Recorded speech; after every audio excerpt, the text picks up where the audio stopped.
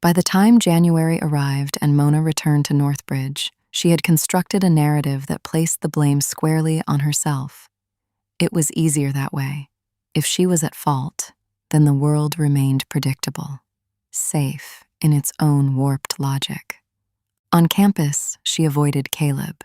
He texted once, "Can we please talk?" and she did not respond.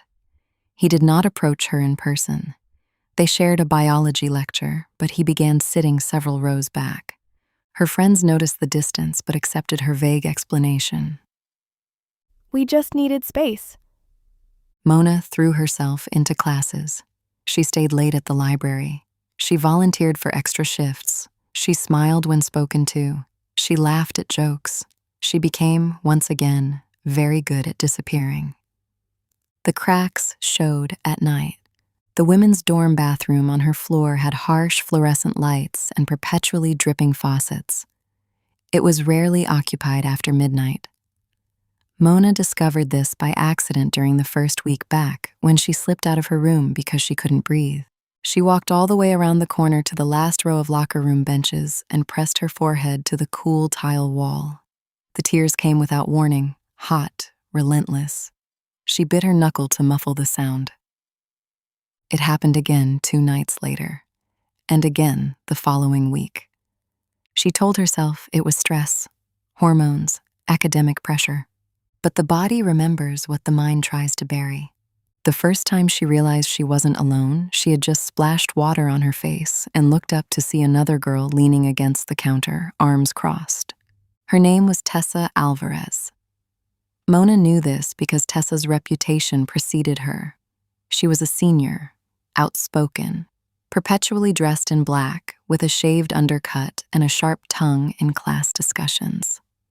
They had shared a statistics seminar the previous year and barely exchanged more than polite nods. Now Tessa watched her with unsettling focus. "You've been in here a lot," Tessa said, not unkindly. Mona's heart lurched. I like the lighting. She replied weakly. Tessa snorted. "These lights make everyone look like they're auditioning for a crime documentary." Mona managed a small smile. I'm fine. "I didn't say you weren't." Tessa pushed off the counter and stepped closer. "But you don't look fine." The instinct to deflect surged. It's just school stuff. Tessa studied her face for a long moment. "You know," She said slowly. "my freshman year, I used to hide in the stairwell and cry. Thought I was being subtle. I wasn't." Mona's throat tightened. I'm not hiding. "Okay. Tessa held up her hands in surrender. Then you're just coincidentally sobbing in the bathroom at 1 a.m. 3 times a week." Heat flooded Mona's cheeks. You've been counting? "I'm always up late. This is usually my shower time." Silence stretched between them, heavy and fragile. "You don't have to tell me anything. Tessa said finally. But if someone hurt you, it's not automatically your fault." The words struck like a physical blow. Mona's composure cracked. No one. She began, then stopped. Her reflection in the mirror looked like a stranger, red-rimmed eyes, trembling mouth. Tessa's voice softened. "Did someone hurt you?" The question hung in the sterile air. Mona thought of the Christmas tree lights, of Caleb's hand on her knee, of her own stillness. Yes. She whispered. It was the first time she had said it aloud. Tessa exhaled slowly, as though bracing herself. "Do you want to tell me what happened?" Feeling her unease, Tessa decided to share her own story. Mona listened, commiserated, then vulnerated herself. The story came out in fragments. Not explicit, not detailed, but enough. A friend, a house that felt safe, a night that wasn't. I must have led him on. Mona said at one point, the old narrative slipping into place. I mean, I went there, I stayed, I didn't fight. Tessa's eyes flashed. "Freezing is a response. It's called tonic immobility. It doesn't mean you wanted it." Mona blinked. What? "It's a trauma response." Tessa continued. "Your body shuts down to survive. It's not consent." The word consent felt foreign in Mona's mouth. She had heard it in campus workshops, nodded along abstractly. Now it landed with terrifying clarity. I trusted him. Mona said, her voice breaking. That's on him. Tessa replied firmly. Trust isn't an invitation. They stood there for a long time. Eventually, Tessa said, Northbridge has a counseling center and a Title IX office. You don't have to navigate this alone. The idea of telling a stranger, of making it official, filled Mona with dread. I don't want to ruin his life. Tessa's expression sharpened. He made choices. You taking care of yourself isn't what ruins lives. The sentence lodged somewhere deep inside Mona. Over the next few days, Tessa checked in quietly. A knock on Mona's door. A text. You eating? Small, steady gestures. They began studying together in the common room.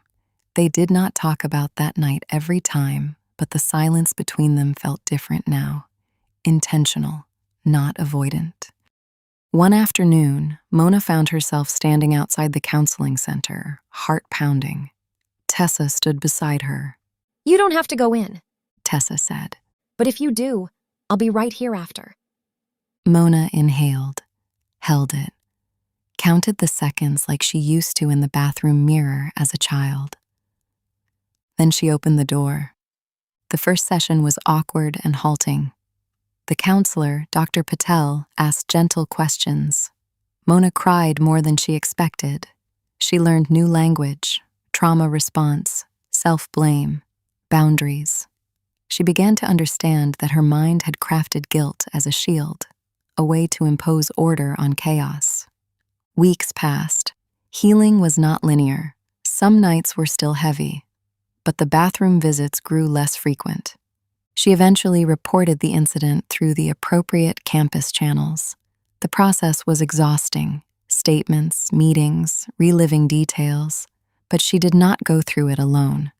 Tessa sat with her before each appointment. Dr. Patel helped her prepare. Caleb avoided her completely after the report. She heard through mutual acquaintances that he was confused, that he never meant to hurt anyone. Mona stopped trying to interpret his feelings. They were no longer her responsibility. One evening in early spring, Mona found herself back in the dorm bathroom, but this time, not to cry. She was brushing her teeth, chatting idly with Tessa about an upcoming exam. You know, Tessa said, spitting toothpaste into the sink. I always thought you didn't like me. Mona laughed. I thought you didn't like anyone. Fair. They met each other's eyes in the mirror. Thank you. Mona said softly. For what? For not letting me disappear. Tessa shrugged, but her smile was gentle. You were never invisible, just hurting. Mona thought about the girl she had been at 9, holding her breath in a bathroom while chaos raged below. She thought about the living room lit by Christmas lights. She thought about the stall door, the whispered yes in a fluorescent-lit room. Healing did not erase what happened. It did not rewind time or restore the version of trust she once carried so easily. But it gave her something else. A voice. By the time summer approached, Mona had begun volunteering with a campus peer support group. She did not share her story in detail, but she listened to freshmen who felt lost, to seniors overwhelmed by endings, to anyone who needed a steady presence. She still had hard days. She still sometimes blamed herself before catching the thought and gently correcting it. It wasn't my fault. The sentence felt radical every time. On the last night before finals, she stood outside the dorm and watched the sunset bleed pink and gold across the sky. Tessa joined her, handing over a cup of vending machine coffee. Look at you. Tessa said. Still here. Mona smiled. Yeah, still here. And this time, she wasn't holding her breath.